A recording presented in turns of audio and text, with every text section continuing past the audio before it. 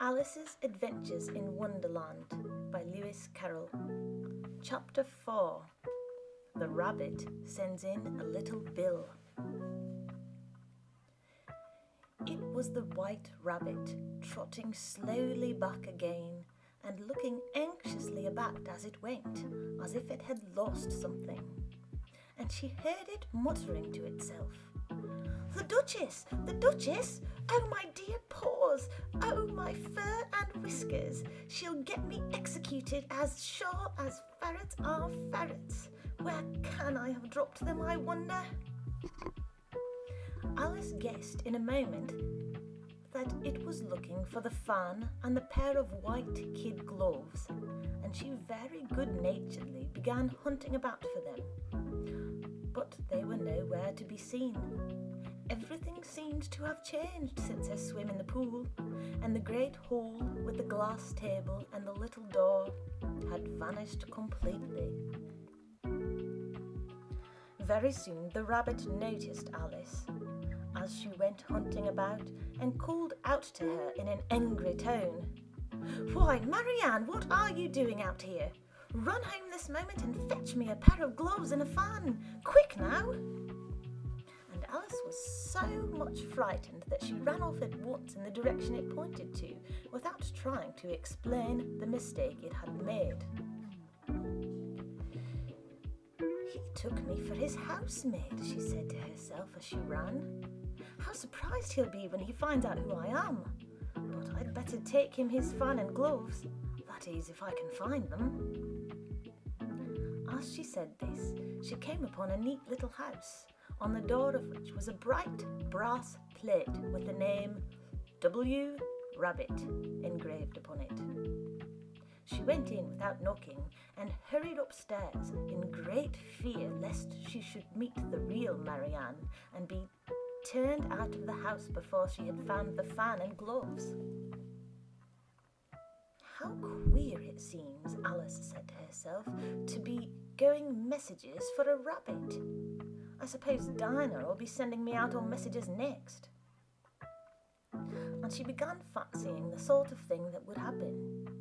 "Miss Alice, come here directly and get ready for your walk."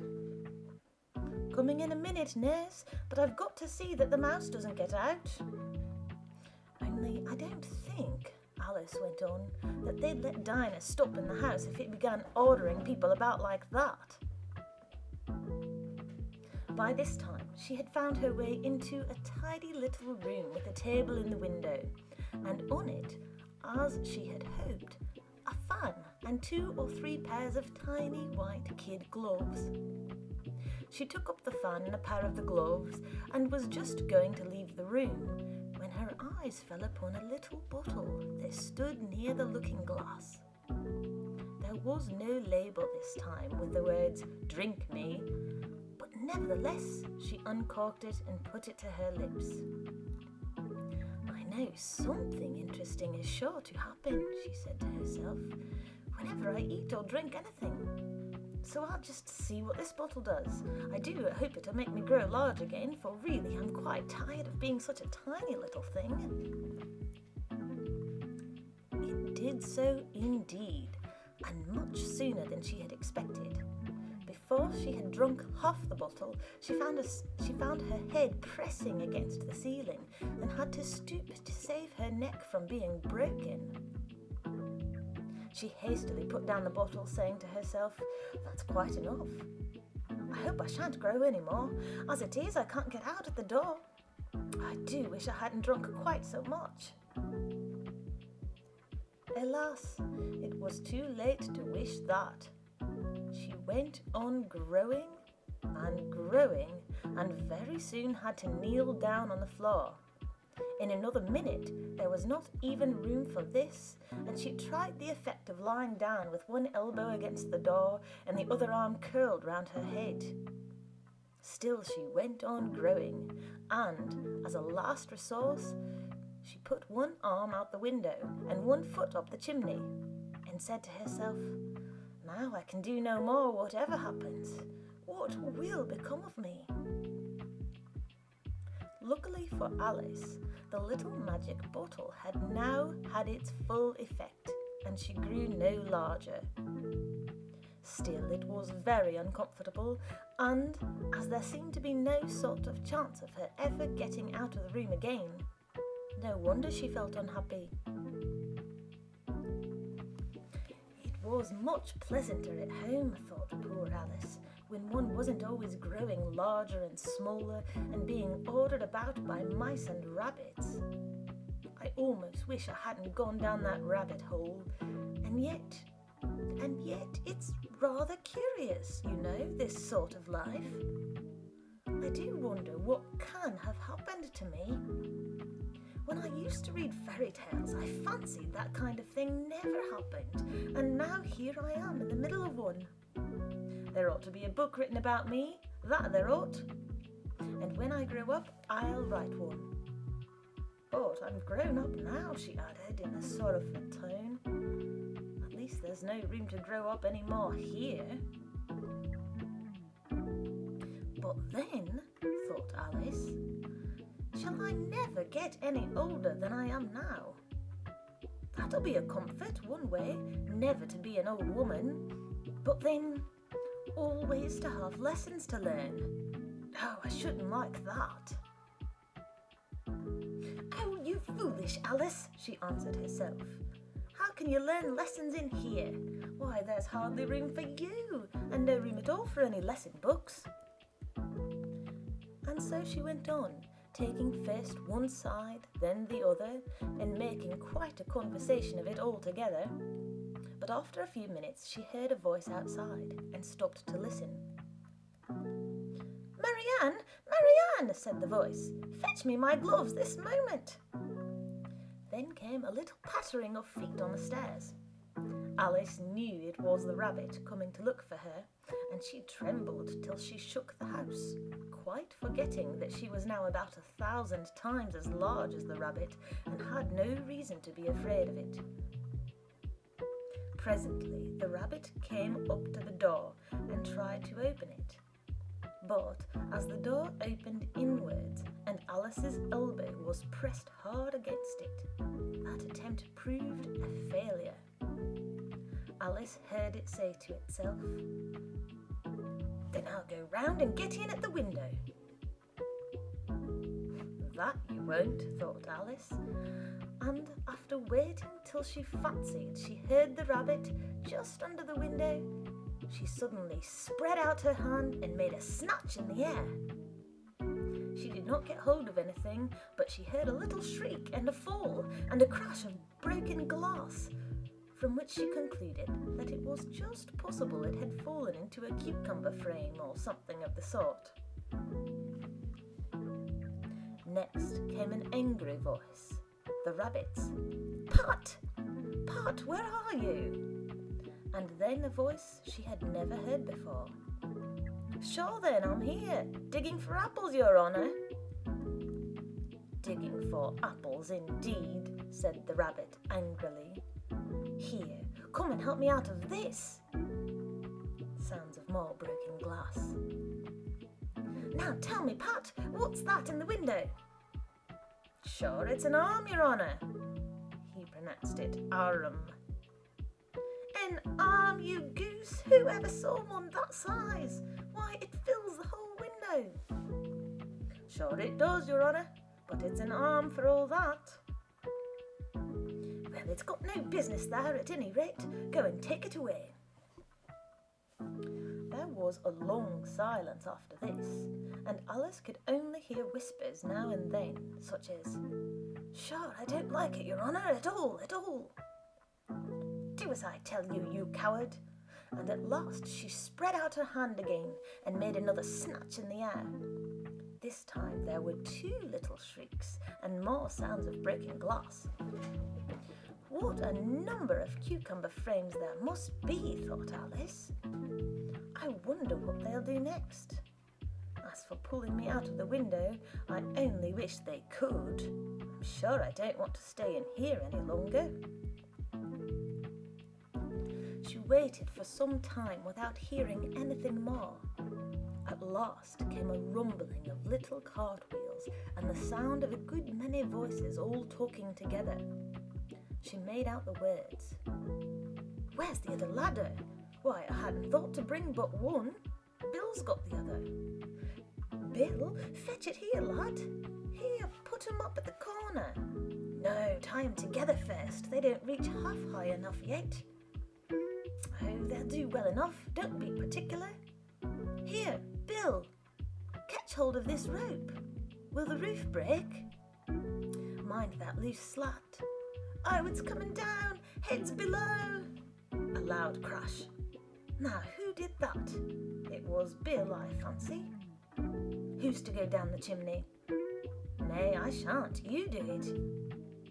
That I won't, then. Bill's to go down. Here, Bill. The master says you're to go down the chimney. Oh, so Bill's got to come down the chimney, has he? Said Alice to herself. Shy, they seem to put everything upon Bill. I wouldn't be in Bill's place for a good deal. This fireplace is narrow, to be sure, but I think I can kick a little. She drew her foot as far down the chimney as she could and waited till she heard a little animal. She couldn't guess of what sort it was, scratching and scrambling about in the chimney close above her. Then, saying to herself, "This is Bill," she gave one sharp kick and waited to see what would happen next. The first thing she heard was a general chorus of, "There goes Bill!" Then the rabbit's voice along, "Catch him, you by the hedge!" Then silence, and then another confusion of voices. "Hold up his head! Brandy now, don't choke him! How was it, old fella? What happened to you? Tell us all about it!" Last came a little, feeble, squeaking voice. "That's Bill," thought Alice. "Well, I hardly know no more, thank you. I'm better now, but I'm a deal too flustered to tell you. All I know is something comes at me like a jack-in-the-box, and up I goes like a skyrocket."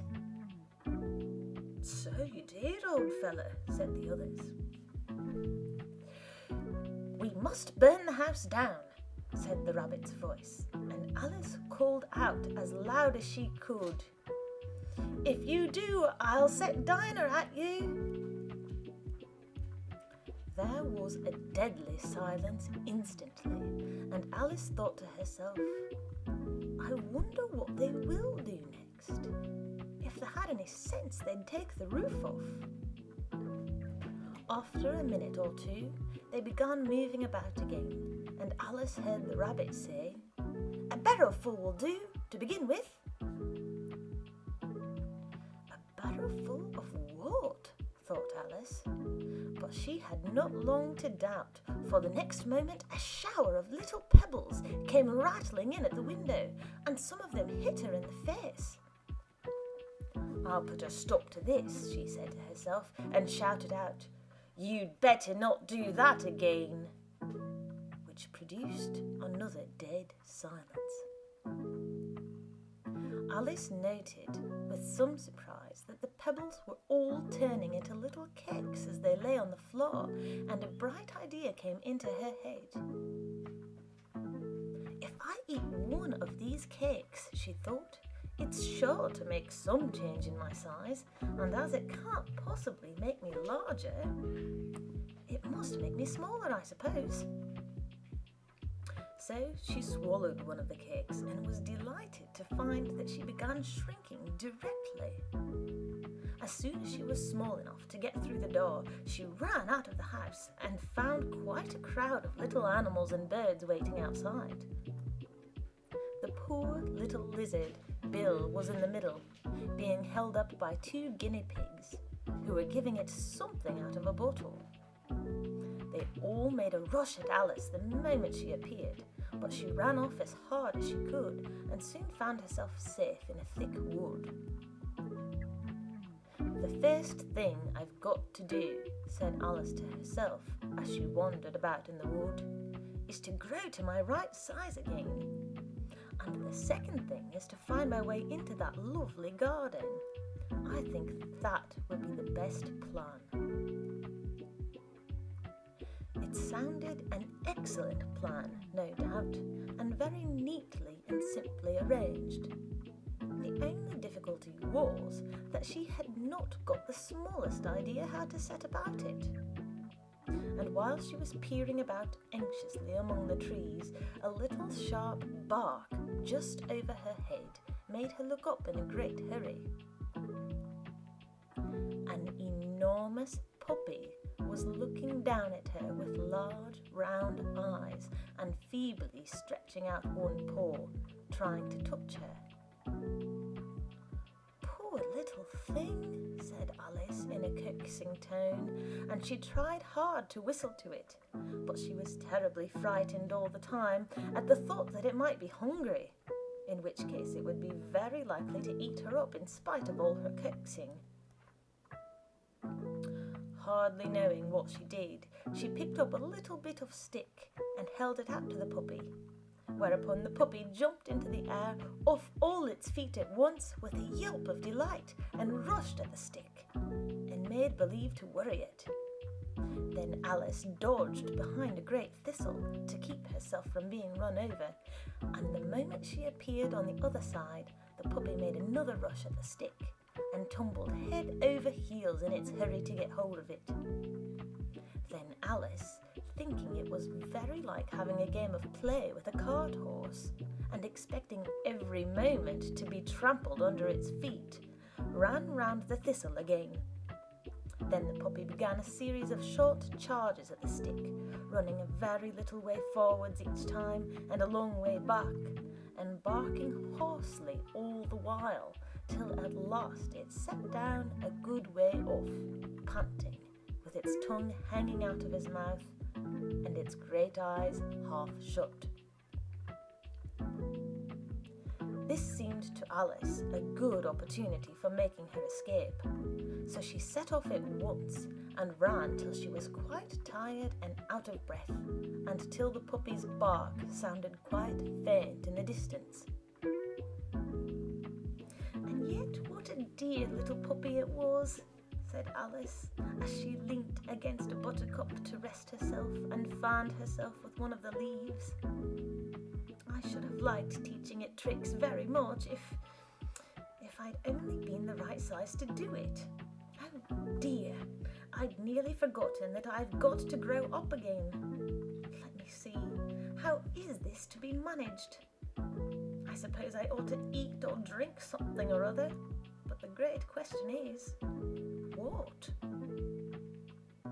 The great question certainly was, what?